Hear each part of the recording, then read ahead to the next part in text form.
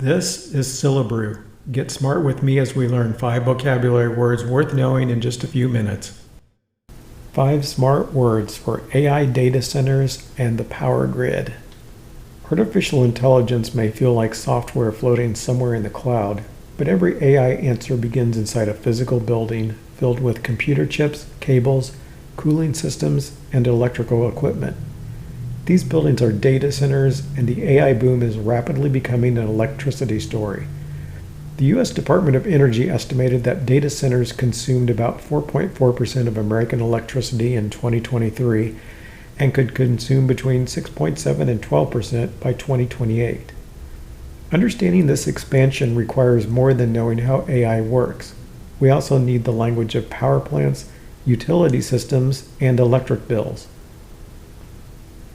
Today's 5 words are megawatt, substation, latency, ratepayer, and transformer. Our first word is megawatt.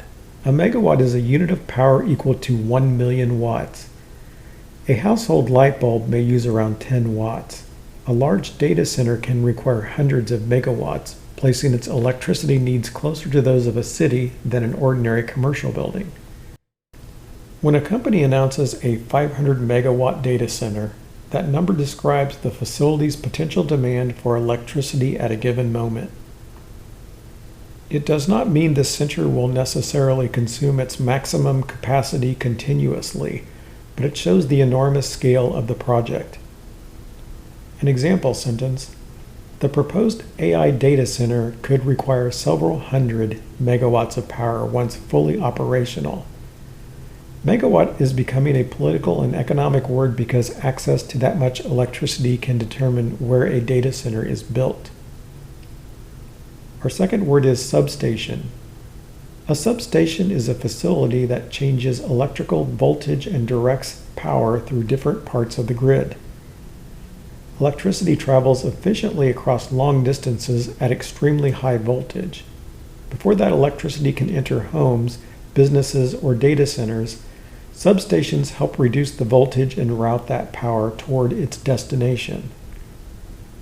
A large data center may require a new substation or major upgrades to an existing one. Building the computers may take less time than securing the electrical infrastructure needed to operate them. An example sentence: construction of the data center cannot begin until the utility approves a new substation near the site. When residents hear that a technology company wants to build nearby, the substation may be one of the largest and most visible parts of the project. Our third word is latency. Latency is the delay between sending information and receiving a response. Online, latency is often measured in milliseconds. Lower latency means information moves more quickly between the user and the data center. Distance can increase latency. That is one reason companies build data centers in many different regions instead of placing every computer in one enormous location. A nearby data center can deliver faster responses for streaming, online gaming, financial transactions, and AI services. An example sentence is: the company opened a regional data center to reduce latency for customers in the Midwest. Latency is not the same as the total speed of an internet connection. A connection can transfer large amounts of information but still have a noticeable delay before the transfer begins. Our fourth word is ratepayer. A ratepayer is a person or business that pays for a public utility service, particularly electricity, water, or natural gas. In the data center debate, the word usually refers to ordinary utility customers. New data centers can require substations, transmission lines, power plants, and other expensive upgrades. This raises an important question. Will the technology company pay the full cost, or will some of that cost eventually appear in the rates charged to homes and local businesses? An example sentence: consumer advocates argued that ratepayers should not be required to subsidize electrical upgrades built primarily for the new data center. A ratepayer is not exactly the same as a taxpayer. Taxes support governments. Utility rates pay for the services such as electricity. A person can be both, but the money travels through different systems. Our fifth word is transformer. In artificial intelligence, a transformer is also a type of model architecture, but in today's power grid context, an electrical transformer is equipment that raises or lowers voltage. Transformers allow electricity to travel efficiently across high voltage transmission lines and then be reduced to safer, usable levels near its destination. Large transformers can be expensive, highly specialized, and difficult to replace quickly. Without the right transformers, a data center cannot simply connect thousands of powerful computer servers directly to the grid. An example sentence is, delivery of the electrical transformer could determine when the data center begins operating.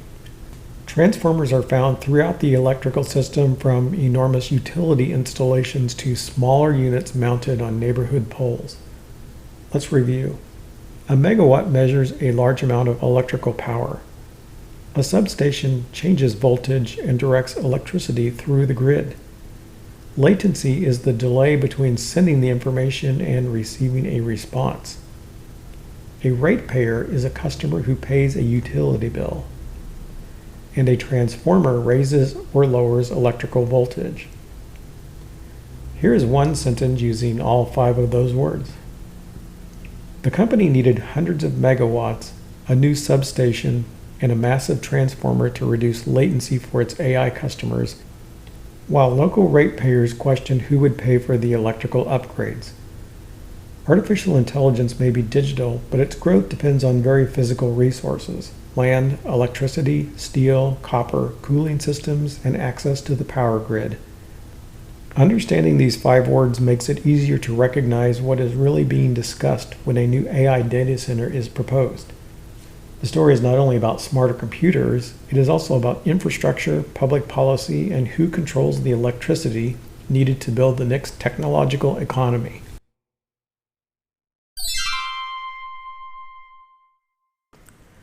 Got a word you've heard but never quite understood? Leave it in the comments, and I may use it in a future Syllabrew episode. Make sure to check the show notes for the spellings of these words. Thanks for listening to Syllabrew. You can support the podcast at buymeacoffee.com/whythankyou.